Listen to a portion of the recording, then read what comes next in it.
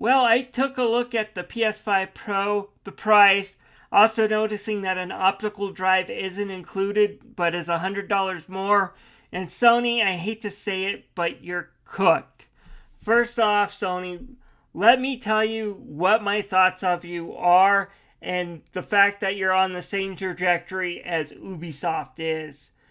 Between censorship issues in your games, people losing trust in your digital goods management, and other controversies, it's not looking good. People are pissed off at you. So, what's so bad about what you're doing with the PS5? Well, most people I know aren't complaining about the PS5's power. They're complaining about its price and the lack of a good game lineup. I made a video a few months ago about why the PS5 doesn't offer a good value proposition. Spending $500 on a PS5 is less than ideal. Spending $700 to $100 is ludicrous. Basically, Sony, your problems are, as in order to develop games for the PS5, they become so expensive to develop that they end up on Steam or Epic Game Store in order to recoup the costs. Which makes people like me go, why do I need a PS5 or a PS5 Pro, which is an even higher, again, $700 plus $100, that's $800 price for something that offers me better frame rates and maybe slightly less blurred backgrounds when, again, you can get a good gaming PC for a lot less money. And here's the thing you need to worry about, kids, since there is offering this initially as digital only. In about 15 years, a digital-only PS5 will be basically a paperweight. Once the PSN store closes on that device, you won't be able to add anything to it. So, therefore, it's like I said, it's a brick.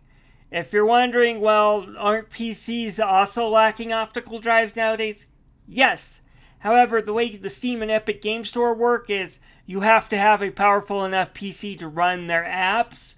And if you don't, then you're going to have to update your PC. The storefront themselves never change, nor do you necessarily have to go out and get a completely new PC in order to run it. So what should Sony do to turn this around?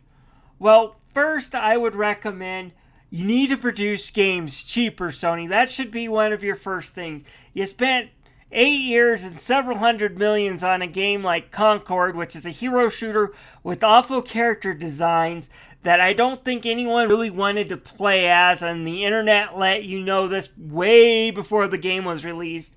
And I think people probably have more time in their Legend of Zelda Breath of the Wild playthroughs than when that game was up. It lasted less than 2 weeks before you completely pulled the plug. I'm going to love to see how you rectify that with investors, because it ain't going to be pretty. But I do recommend finding ways that can still use the PS5's abilities, but make it cheaper. If you can keep the games off Steam for several years, you might actually find buyers. Most people I know aren't really scared of FOMO as much as you think. I can wait 6 months to a year to play a game.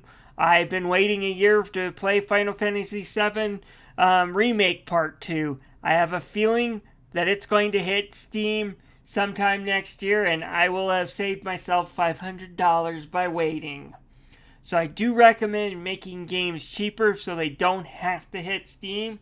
The second thing I do really recommend Sony to do is drop the price of the original PS5. You're trying to make things more expensive, more powerful. That's not where people are having an issue. Drop the price so more people can afford it. Increase the amount of people in your user base. That with cheaper games that you don't have to put on Steam, you might actually have a user base that's worth tapping into and has people like me wanting to join if you did that. Like I said, right now you have zero value proposition for a $500 console. You have absolutely zero for an $800 console.